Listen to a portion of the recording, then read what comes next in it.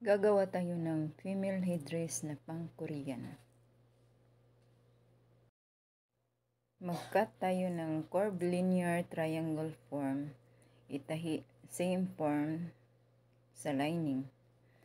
Gagawa tayo ng 5 pieces na 2 sets. Pagkatapos tahian natin, i-cut natin siya isa-isa.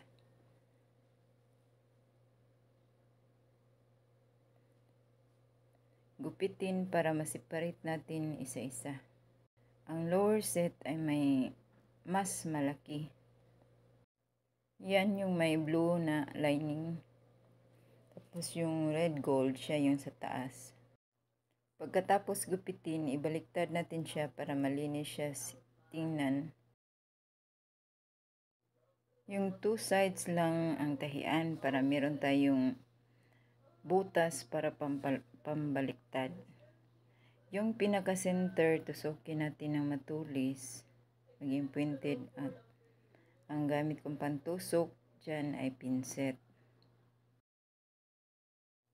Ang pinset kasi matulis yung sa pinakadulo, kaya madali siyang itusok para maging pointed yung pinakadulo ng ibaliktad natin.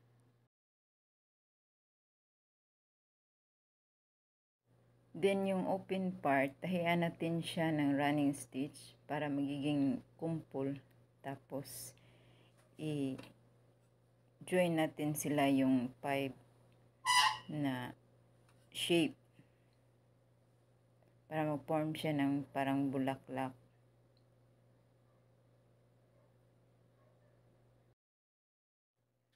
Bawat pieces, ilock natin siya para hindi siya matanggal, para matibay siya kapag nabuo na.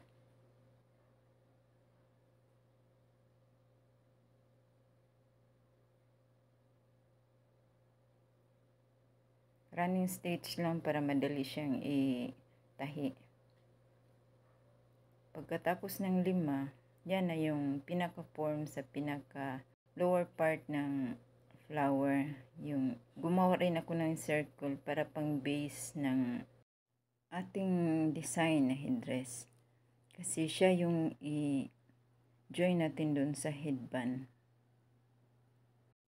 Pagkatapos ma-form yung pinaka lower part, yung second part na naman, second set yung gagawin natin. Katulad rin siya sa blue.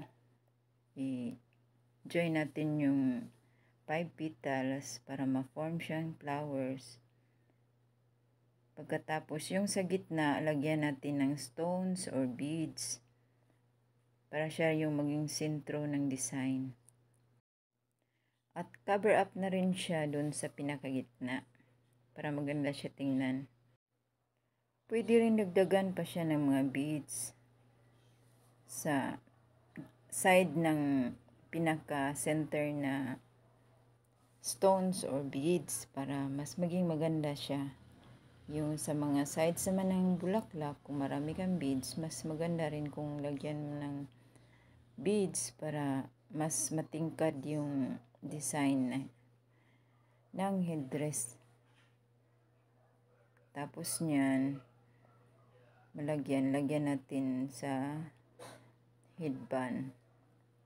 Tahi natin or pwede rin siya i-glue.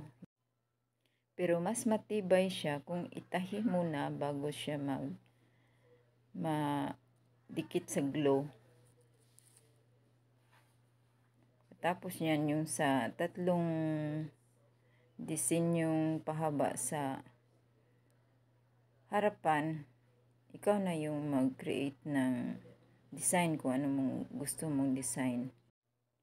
Yung leftover na mga cloth, pwede siyang gawin din natin na pang design sa harap.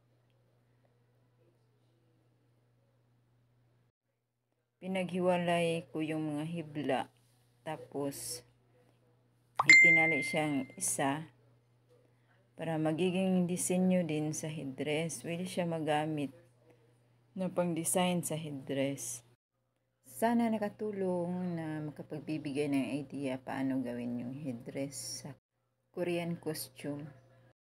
Comment na lang sa baba kung may itatanong. Thank you for watching. Subscribe for more.